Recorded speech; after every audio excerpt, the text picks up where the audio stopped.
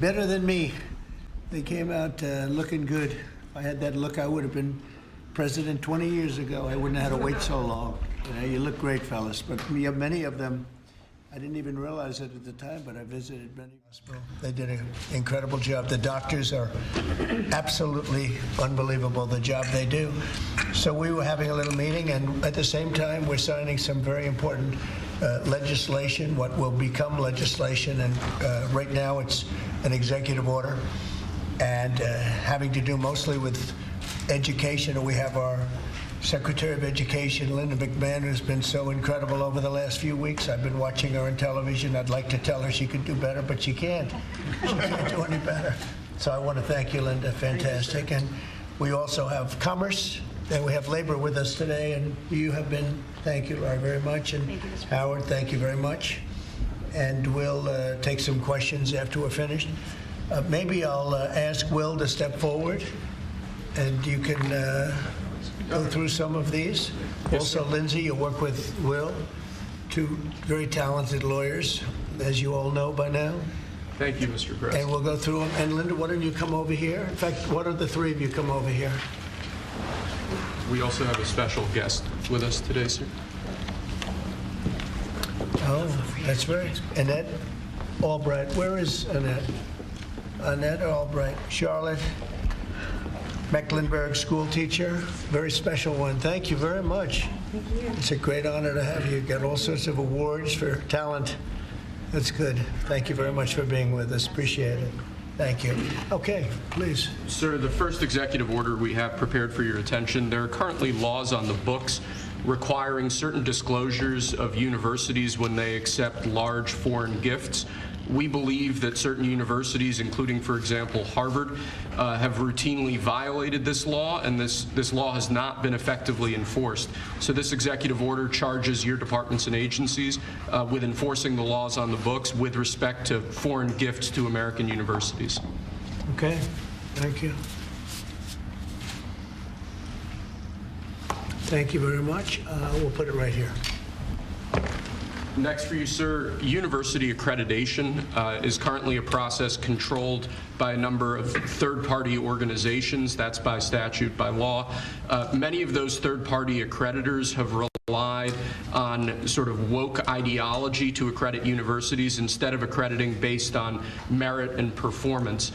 This executive order affects a number of changes to the university accreditation process, also applies to law schools and other sort of graduate programs. But the basic idea is to force accreditation to be focused on the merit and the actual results that these universities are providing, as opposed to how woke these universities have gotten. So we're setting up new accreditation pathways. We're charging the Department of Education to really look holistically at this accreditation mess and hopefully make it much better. Will we look into the past people that they've taken? For instance, I hear all about certain great schools, and then we read where they're going to teach people basic math that we can all do very easily, but they can't do. They're, going to the top school, and they come out with a program of teaching basic math to somebody that got into a Harvard or a Princeton or a Yale. Is that part of this? When universities are not performing appropriately, whether that's in admissions or whether that's in their actual instructional activities, that's certainly something that accreditors should be considering, that right now we believe they're not doing a good enough job of, and I think Secretary McMahon could probably speak to that better than I could. So they're allowing people into school, they can't do math, and yet kids who've worked really hard and #1 in their class in a high school someplace in New Jersey or in Mississippi, they can't get into the best schools. What is that all about? Yeah, and I think that gets to your policy, sir, of meritocracy, that we should be looking at those who have real merit to get in, and we have to look harder at those universities that aren't enforcing that. Okay, thank you. And this pretty much does it, right? Yes, sir. Thank you.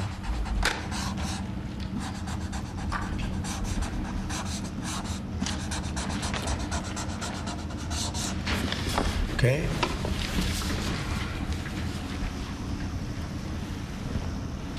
Thank you. Sir, during your first administration, you made promoting historically black colleges and universities, HBCUs, a major priority. This executive order takes existing law on HBCUs and brings it into effect. We're going to be setting up a White House initiative on HBCUs. The basic idea here is making sure that every aspect of your administration is working to ensure that HBCUs are able to do their job as effectively and as efficiently as possible. Okay.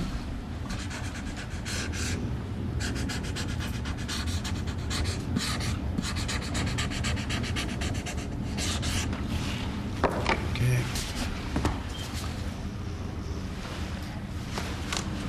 All right. This next executive order relates to artificial intelligence education, sir. You've obviously done a lot in the artificial intelligence space already. The basic idea of this executive order is to ensure that we properly train the workforce of the future by ensuring that school children, young Americans are adequately trained in AI tools so that they can be competitive in the economy years from now into the future as AI becomes a bigger and bigger deal. That's a big deal because AI is where it seems to be at. We have literally trillions of dollars being invested in AI. And somebody today, a very smart person, said that AI is the way to the future. I don't know if that's right or not, but certainly very smart people are investing in it heavily.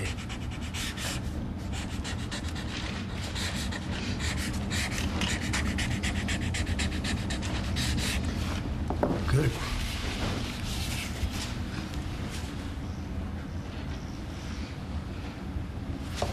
Okay.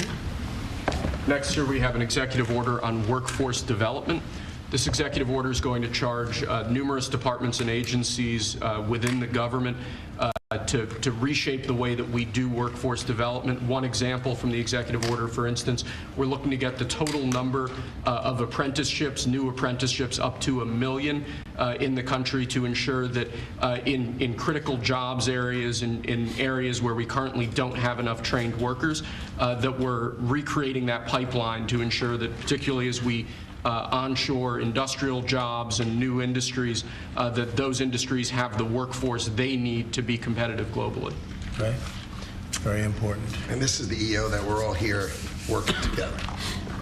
And in a way, this is like a training center, right, for what we're trying to do, which is jobs at great salaries. These are great salaries, too.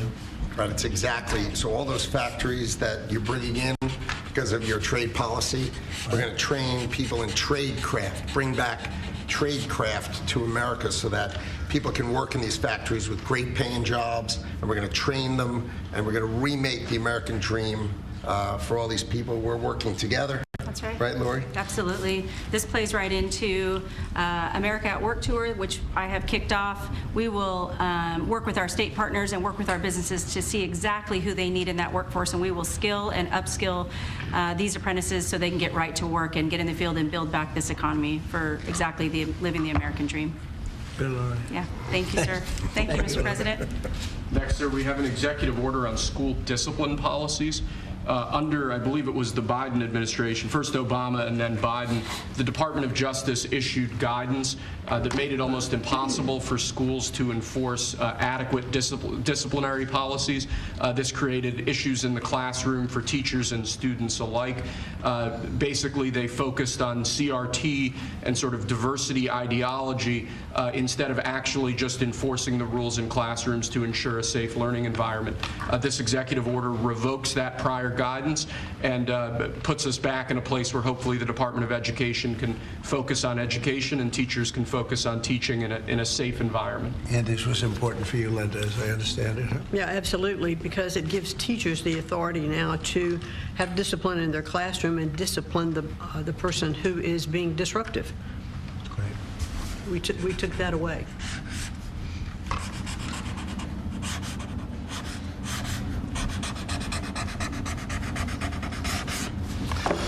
Okay.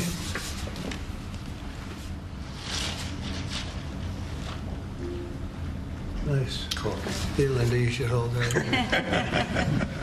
Lastly, sir, we have an executive order on disparate impact theory. This is a theory that underlies a lot of the modern DEI and CRT-driven diversity culture.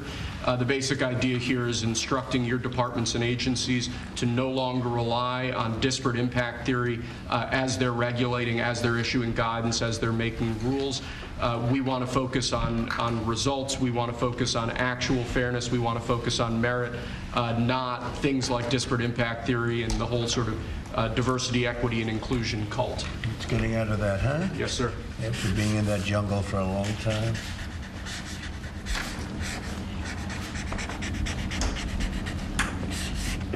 Okay.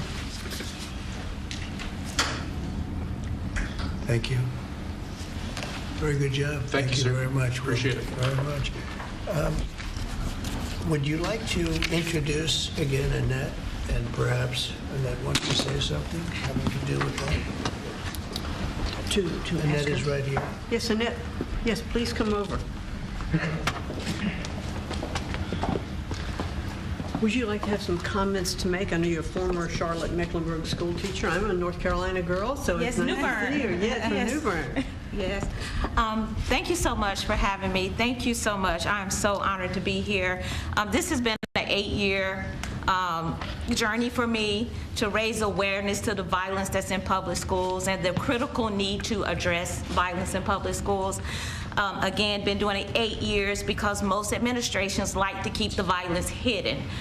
We have 3 students that should be here with us today. We have Austin McCalf, I'm sorry if I say his name wrong, Serenity Baker, and Nizir Taylor from Charlotte, North Carolina, who was shot in the back as he was getting off of a school bus because they thought he was a part of a big brawl that happened inside a public high school.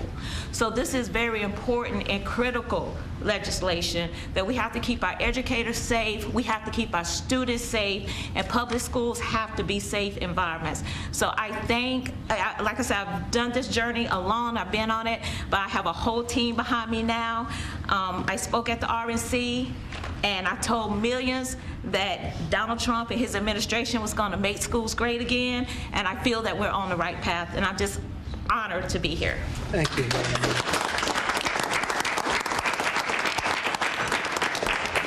We're giving this to our great vets that are with us, and is it okay if I give her one? What do you think? Thank you. very much, Thank you so darling. much. I Thank you appreciate it. very Thank you. much. Thank you. What an honor. Great job. Could I ask Sarah to speak, Gerardo? Yes, sir. Thank you. Tell Thank us a you. little bit about these great gentlemen. These heroes, Mr. President, are extraordinary. This is my husband, Michael, and so many of our dear, dear friends who are here today. Right. Many of them have met you, sir, in your first administration in the hospital, many times at Walter Reed. Right. And they've had long recoveries. Tomorrow, for my husband, marks 15 years since he was wounded in Afghanistan. Wow. And on that day, about 6 years ago, he had his 120th surgery post-Afghanistan. Oh, wow. And you came to see him at Walter Reed, I and did. so many others. And we saw great reform in the VA, access, same-day access to prosthetics, mental health care, and we know that that is back. We're going to, these gentlemen were saying, Alex here earlier was saying, in the last few years when he's gone to get a wheelchair, the VA has asked him, this gentleman, they've asked him to prove that he still has his injuries, as though maybe his limbs would grow back. And they unfortunately did not. Yes, and we've seen that many times. And so we're excited for you bringing back the VA accountability, Mission Act, community care, that were the hallmark of your first term. And we're so excited, sir, to be here. We're honored to be here. And thank you for all you do for our Well, nation's heroes. Thank you. Who's that picture on there? That is Joe Biden, and it says, "Let's go, Brandon." I'm saying, what was that picture? That's great. I told him he wasn't allowed to ask you to That's sign good. it. That's very good. Well, thank you all very much. Would you like to say anything, fellas? There's a big chance you have a lot of good people watching that believe in you. They happen to be the media, but they believe very much in you, like I do. Anybody? Mr. President, we're very happy with the energy that this administration is bringing, and it's an administration that does what it promises, and so we're behind you. We believe in you, and I think we all love you. We got to speak for everyone. Thank you very much. And I'm going to get you a better hat. Say I have better hats. That's a good one. That was the original. It was. That means he was there I've right been wearing from it the before it was cool. That's right. That was That's an early one. We'll save that one, though, right? Yes, Mr. President. Thank you. Anybody, please? I'd like to stay. Yeah. Okay. Oh, I was just going to say thank you for loving America, sir. Thank you very much. Thank you so much. Very nice. Thank you very much. True. Thank you. Sir Bennett just spoke, saved Michael Broder's life. And of course, he goes immediately to say thank you, as he was the one that saved Michael Broder, put him in the helicopter, and got him off the combat zone. Wow. So the selflessness of these men is unspeakable. That's great. See ya. Yeah, he's Yep. alive because of that man right here. That's very good.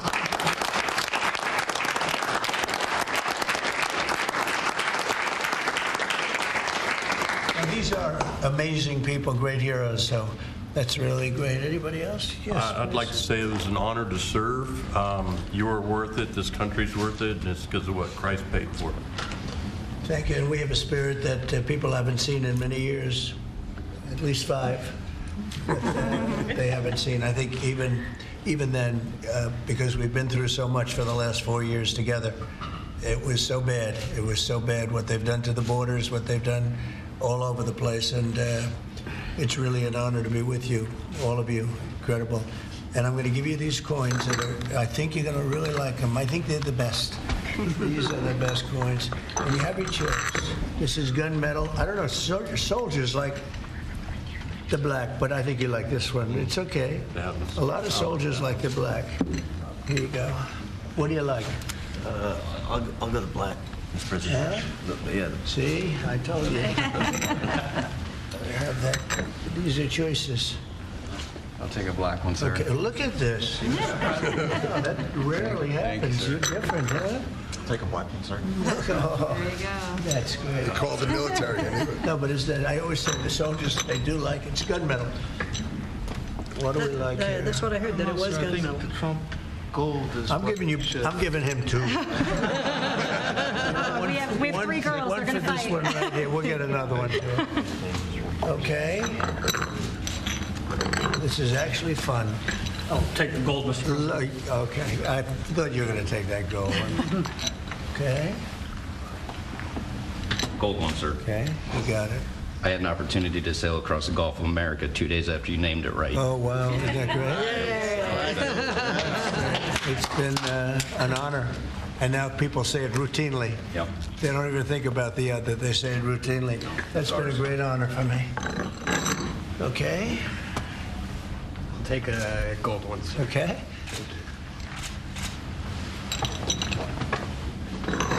Almost even. I think gold has an edge. Oh, I would love a gold one, You sir. got it? Thank you so much. Thank The you. gold, it picked up at the end, right? So you all okay? That's good. So I want to thank you very much, and especially, that's a great story. Yeah? Sir. So what do you think of a guy like that? Pretty good. Oh, we actually, him and him, we all served together. Wow. And Jared over there. So you And guys, I forgot. so you guys got hit, huh? Pretty good. You got hit. Pretty good. Amazing, We're amazing. in a pretty tough area in Kandahar, in the Arghandab River Valley, Right, right it's outside tough. Kandahar. Their unit had a more than 50% Purple Heart rate, sir, Wow. in 2010. You deserve it. You deserve that and more. We appreciate it so much. Brave, really brave, brilliant people. Thank you very much. Do you have any questions of the guys here? I want to Mr. say President. thank you to the veterans who are here. Absolutely. Thank you so much for defending us. And then I wanted to ask you, Mr. President, because you said you want to bring the tariffs on China down soon. How soon do you want to bring the tariffs on Chinese goods Well, down? that depends on them. We have a situation where we have a very, very great place. It's called the United States of America, and it's been ripped off for years and years. These people know it. We talked about it before you came in. We've been ripped off by every country in the world, practically, and friend and foe. And we're not doing that anymore. So what's happened is Howard, how many countries have we spoken to already? 90. 90. And they all want to make deals, and we're going to make deals, but they're going to be fair deals. They're not going to be rip-off deals. And, you know, we were losing almost $5 billion a year. No country can do that. And now we have it down almost to even, maybe even better than even, because of the tariffs on cars and aluminum and steel. We have tariffs 25% on cars, aluminum and steel. There's a rush to build new steel plants, a rush to build new aluminum plants, and a biggest rush I've ever seen, that we've ever seen, to build car plants. We have like 11 of them or something, big ones, where you guys maybe work. Maybe you won't want to work, you'll do something else instead of that. But if you like cars, you'd like to work at one of these plants, the biggest plants in the world. 3 of them have left Mexico before construction started, 1 of them during construction, and they're coming to this country. They're coming back, don't forget. And we get along great with Mexico, but Mexico took 32% of our car building business. So it's amazing what's happened. Remember this number, anywhere from $3 to $5 billion a day. That's not $1 million, that's $1 billion a day. Nobody can even imagine it. And that's what we were losing. And, you know, hence we have $36 trillion in debt and everything else.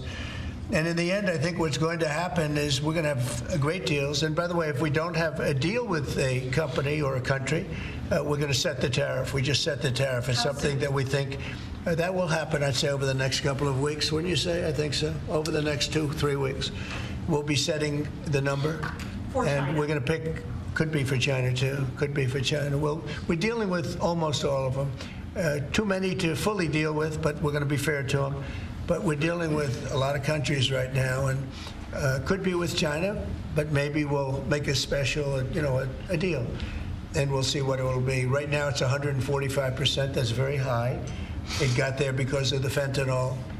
They're sending, you know, massive amounts of fentanyl into our country and killing a lot of people, probably 200,000 plus a year, wiping them out. You probably all have friends who were killed, somebody was killed in your family or your friends with fentanyl, and somehow it's made almost exclusively in China. And as you know, we essentially taxed them 10 and then another 10. We also taxed Mexico 25, and we taxed Canada 25. And that's the kind of money that's what's pouring into our country right now. And it's gotten us down from losing $3 to $5 billion a day to actually making money, but breaking even, let's say, but we're going to make a lot of money. And that money is going to be used to reduce taxes. We're going to get big, big tax breaks. We're going to, you know, there was a time, I said it this morning, I think some of you were there, there was a time from 1870 to 1913, it was a long time ago, we were an all-tariff nation. Foreign nations paid taxes. They paid money to us in the form of tariffs.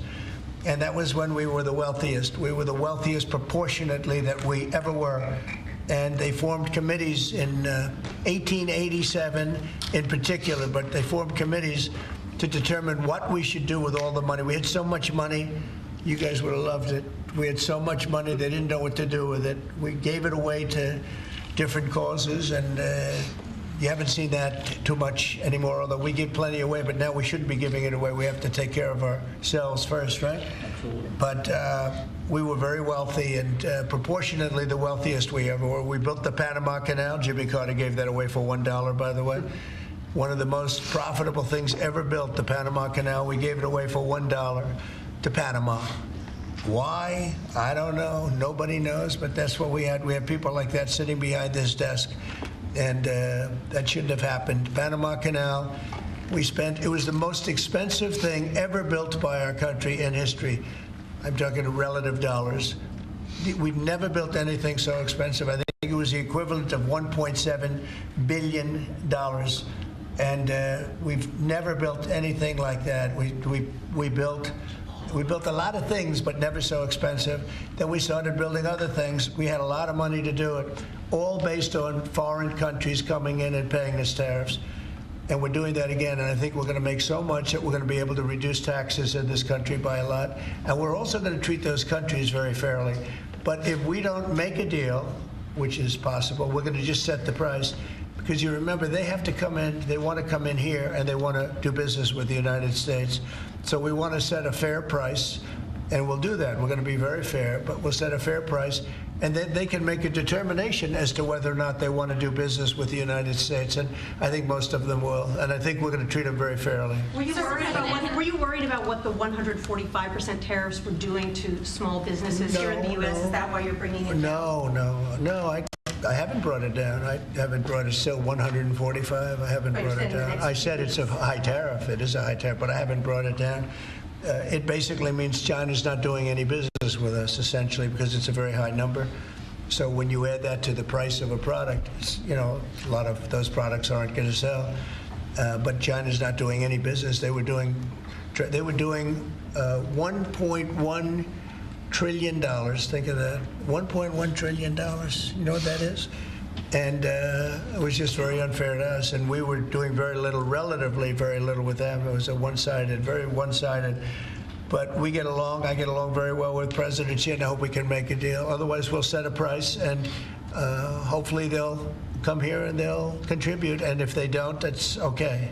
So on your trip to Rome, there's a lot of leaders attending the Pope's funeral who also said they'd like to meet with you while you're there. Do you have any meetings set up? Or are you Yes, I do. I have a lot of meetings set up. I don't know if I can do it. Do you want to help me out, fellas? I got a lot of meetings. I got every leader in the world, which tells you that we have a good product. It's called the United States of America, and it's great. And these people know about it better than anybody in this room. But we have a great place, and it should be a lot greater. And that's what we're going to do. We're going to make it greater than ever before. It's very simple.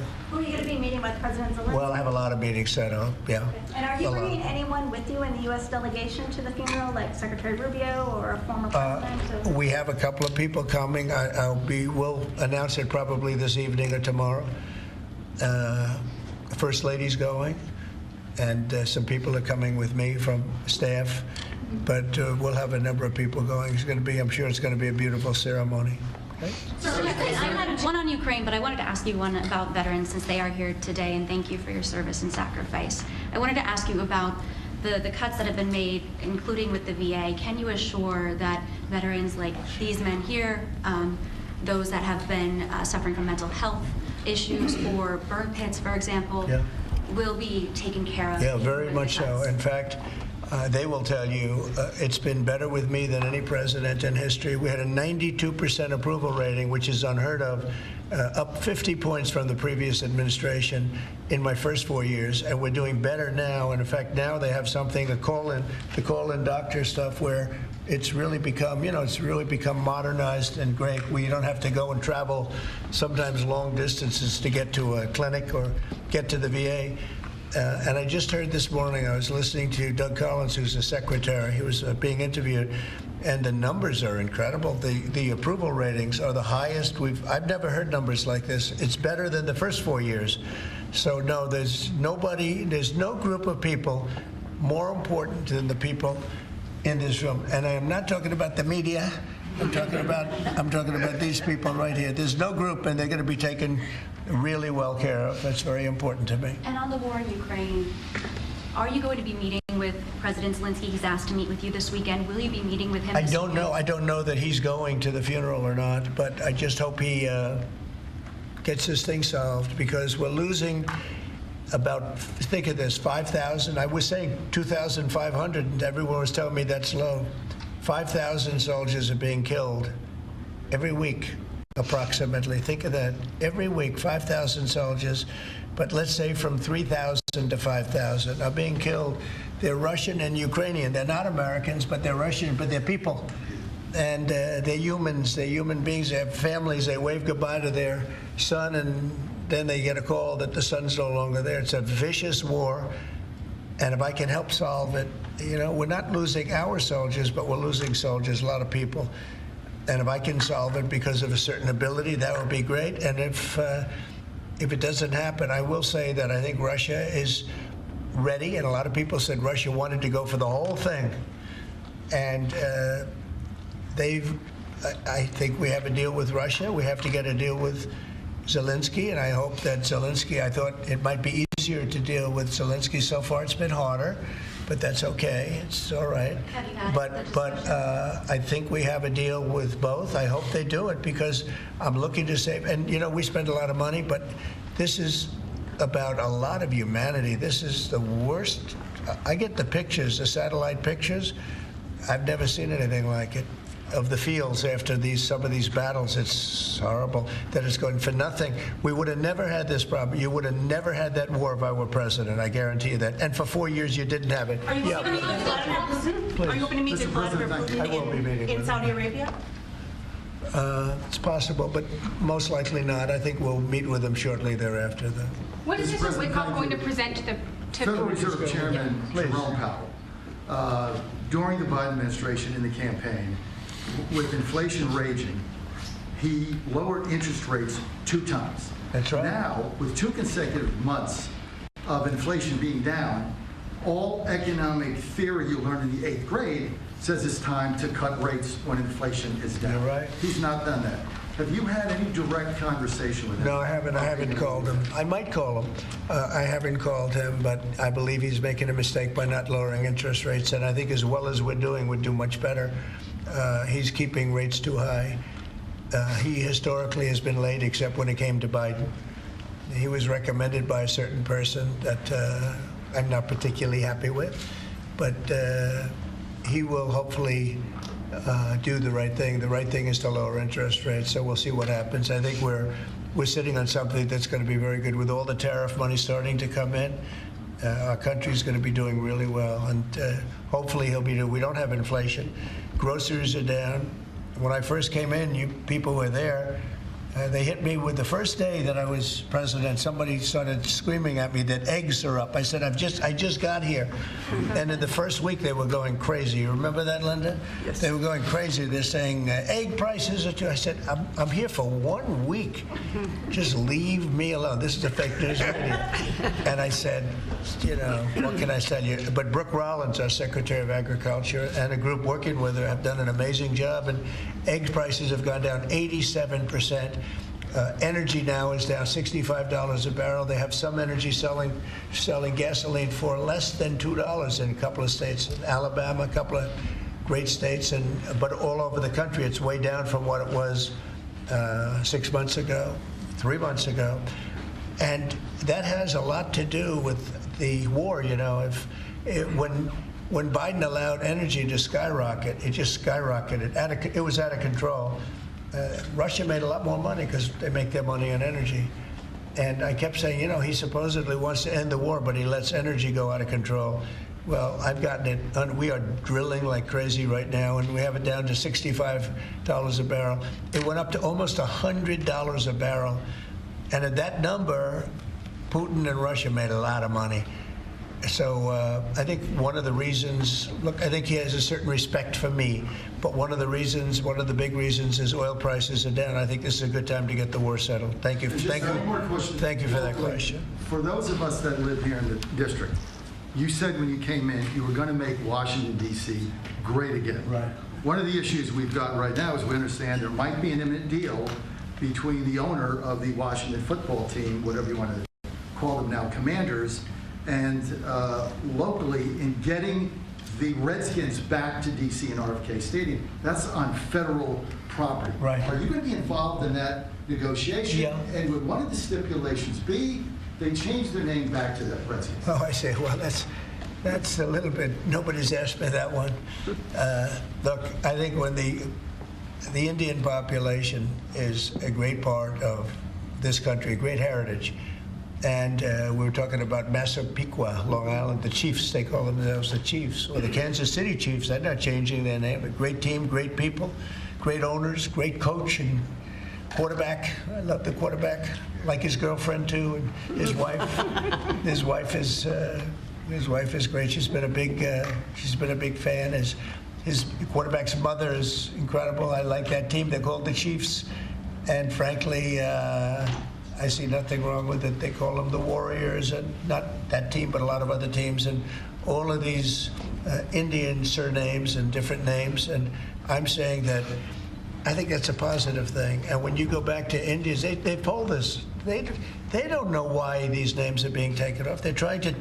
I think it's degrading to the Indian population, and it's a great population, and they like when they're called by various names. Now, Washington. The Redskins, perhaps that's a little bit different, but I can tell you that I spoke to people of Indian heritage that love that name and they love that team, and I think it's I think it's a superior name to what they have right now, and it had heritage behind it. It had something special. But a lot of the names having to do with, different places, not just Indians, but I think it's, they changed the name of the Cleveland Indians. Why would you take the name Indians off the Cleveland Indians, and now it's called the Cleveland something else. Guardians. Right? Guardians. It just doesn't make sense to me. So, you know, we're about bringing common sense back to this country. And it may be popular or unpopular what I'm saying and I've just said to you. See, he's a nice guy. He got a lot out of me on this one, but I mean, I think most people agree with me. I think it really is demeaning to Indians. But to change the name of the Cleveland Indians as an example to the Cleveland Guardians is not the same, and I'm sure it has an impact on the team. Please. Sir, thank you, sir. Elon Musk said he'll be stepping back from his work with Doge a little bit and only dedicating maybe a day or two a week to it. How long would you like to see that continue, and how involved would you like to see him continue to be after? Well, first of all, I can't speak more highly about any individual. He's an incredible guy. He's a brilliant guy. He's a wonderful person. I've seen him with his family. I've seen him with a lot of his children. He's got a lot of children. He treats them good. He loves his children. But he's a brilliant guy, and he was a tremendous help, both in the campaign and in what he's done with Doge. And, you know, we're talking about almost $200 billion and rising fast, because many of the things that we were looking at are now being found out to be fact. It's terrible. I mean, the fraud, the waste, the abuse, everything that's happened is just terrible. So I also know that he was treated very unfairly by I guess you'd call it the public, by some of the public, not by all of it. He makes an incredible car, everything he does is good, but they took it out on Tesla. And I just thought it was so unfair because he's trying to help the country. But he has helped the country. I also want him to make sure that he's going to be in great shape, and I know he is. I mean, he's going to do great. He loves the country. He didn't need to do this. He did it. And I told him, I said, you know, whenever you're ready, I'd like to keep him for a long time, but whenever you're ready, he's an exceptional guy. When you see those rockets go up and come back and land in the same gantry, nobody else can do that but this man. So he's just an incredible person, and he's a friend of mine, and he's a nice person, too. He's a very nice person. He really helped the country, saved us a lot of money. And I heard him say that he'll start easing, he was always at this time going to ease out. And when he goes back to Tesla, that'll be taken care of. It's artificial. These were sick people that thought they were doing something.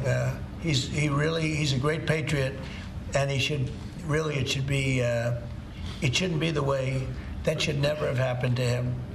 And I will tell you right now, he makes a great product. He makes a great product. It's a great car. It's great everything. Starlink is great. What he does is good. He's doing medical things that are amazing. And we have to, at some point, let him go and do that. And we expect him to be doing it about this time. But I'll talk to Elon about it. Thank you for the question. Mr. President, a second question. Yeah. Canada has an election coming up. Do you have a prediction for that, and what do you think the results of With respect to Canada? With the negotiations? Oh, I don't want to predict other nations' elections. It's tough enough doing this one. Look, I love the Canadian people. I like Canada, but it's costing us $200 billion a year to support Canada. $200 billion. And I say, why are we doing that? You know what? We can make our own cars. We have more energy than they do. We have more energy than anybody in the world. We don't need their lumber, obviously. We have more lumber. We have a lot of lumber. We have a lot of everything that they sell us.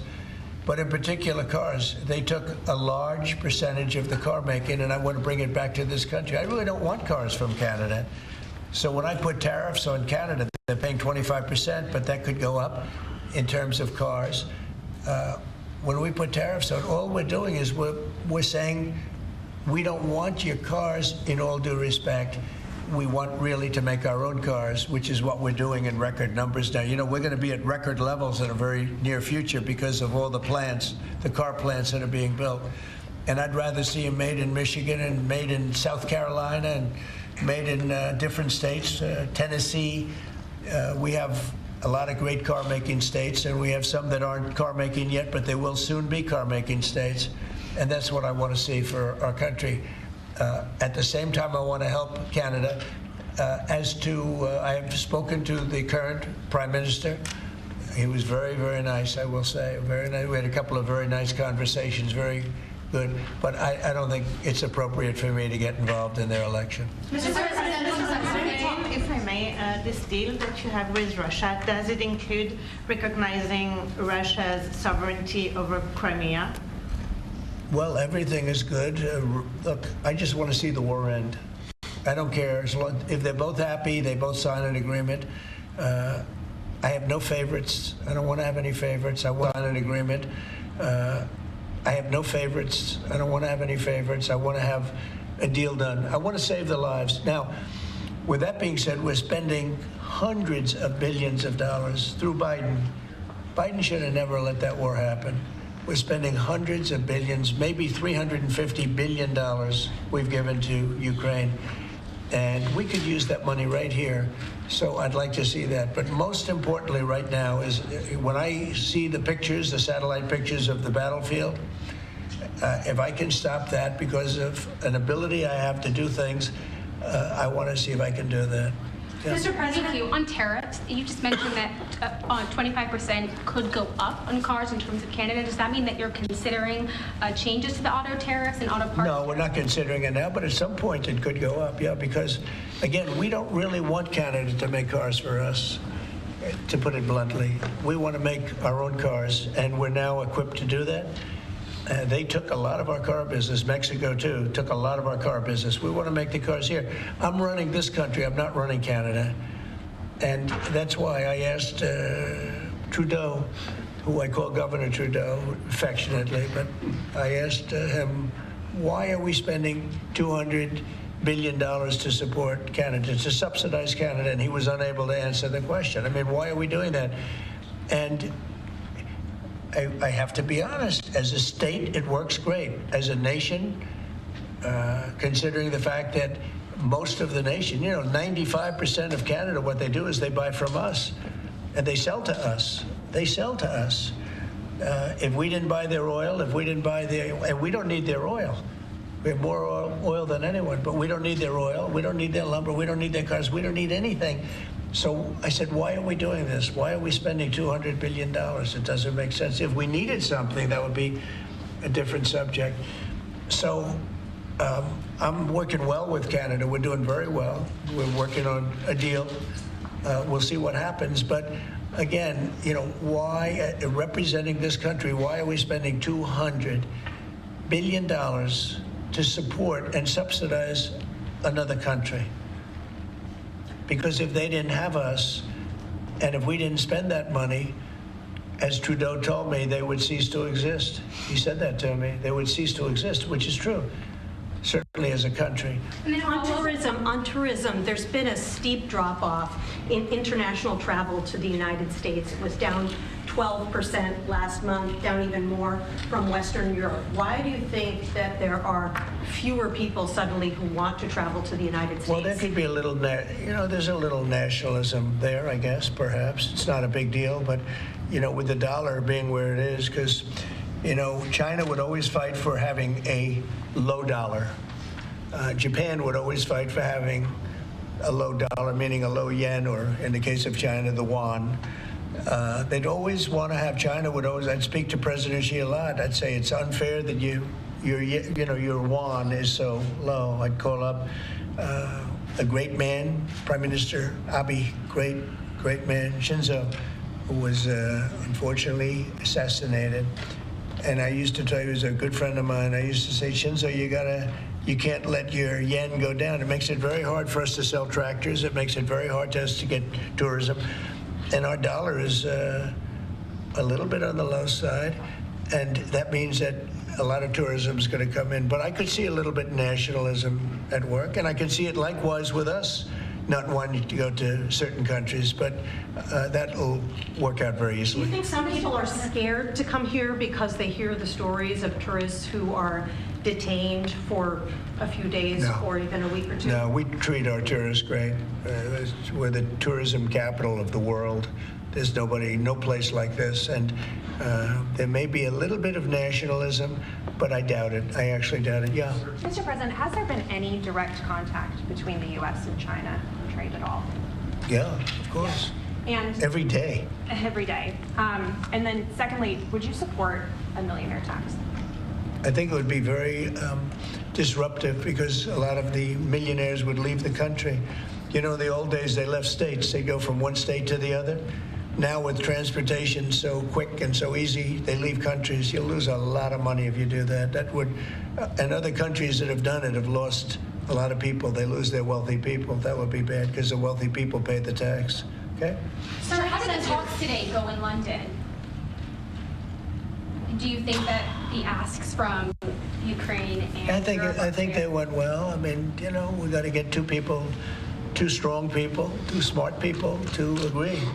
And as soon as they agree, the killing will stop. But yeah, I think they went well, pretty well. Mr. President, we understand that your economic team, many of them are here today, J.D. Vance, has negotiated what's been called a monster trade deal with India, like biggest one ever. Can you share with us what some of the framework of that might be? You said England. India. India? India. Oh. They're not very complicated, these deals. It's about the tariffs. India charges almost more than any other country in the world. And believe it or not, we do very little business with India, other than the fact that I like the Prime Minister very much. He's a friend of mine. He was here 2 weeks ago, as you know.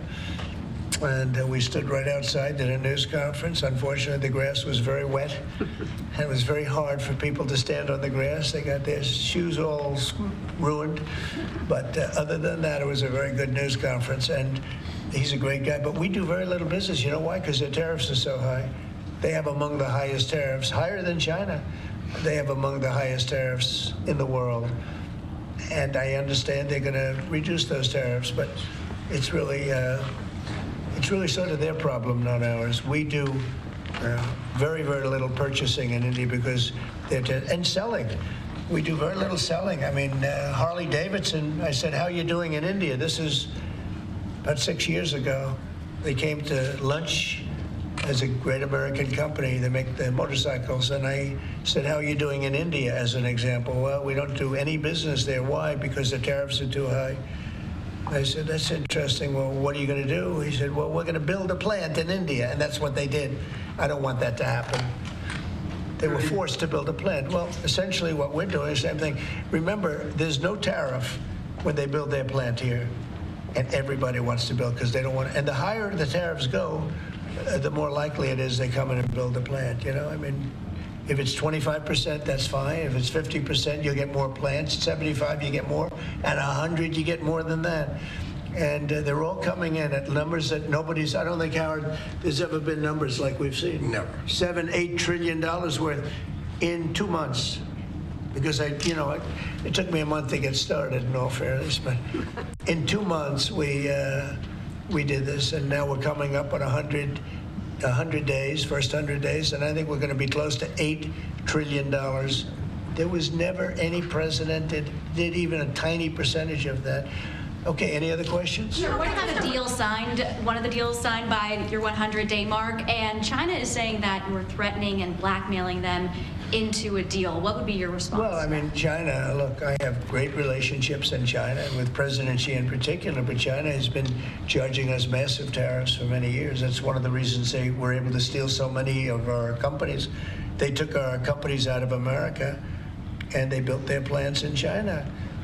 And one of those things, so now we're reversing it, but at levels that nobody's ever seen before. No, we're going to get along great with China, I have no doubt about it. Thank you very much, everybody. Thank you, Press. Thank you, Press.